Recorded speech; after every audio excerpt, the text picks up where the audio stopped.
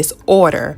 She exhausted all her funds. She was just to her wits' end, right? So I just want everyone who's listening to just keep that in your mind of what type of woman she was known to be, and the disorder she had that was out of her control.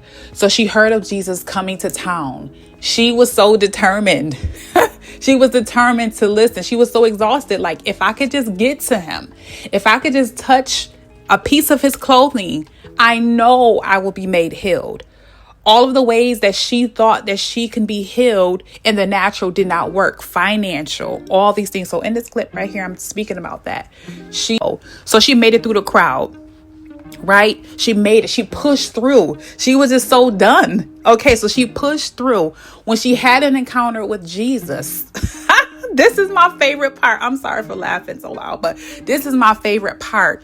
How many of us we've had different encounters with Jesus, people who do believe and people who are walking with him and trying Jesus for the first time, but just trying to push through. How many people have never had an encounter with him with the faith?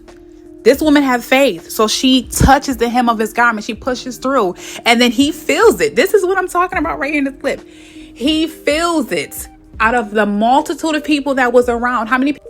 He then turns around and says, "Who touched me?" Right here in verse 30. If we scroll down, it says, "Who touched my clothes?" Jesus said, "Who touched my clothes?" Right?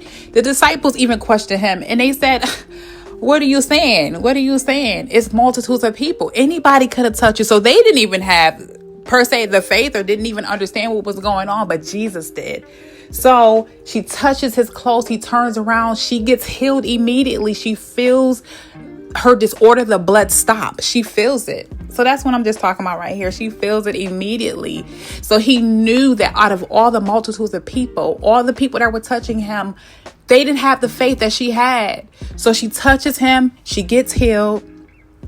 And guess what? She falls down and she tells him the truth, that she's been bleeding for 12 years. She has this disorder, right? And in verse 34, Jesus says, "Daughter, your faith has made you well. Go in peace and be healed of your affliction." Jesus. Define affliction. Affliction means body and pain or distress. He knew that she was in pain or distress. How many women out here are in pain or distress? You're going through changes. You're exhausted. You're just tired from any situation you may be going through, an encounter for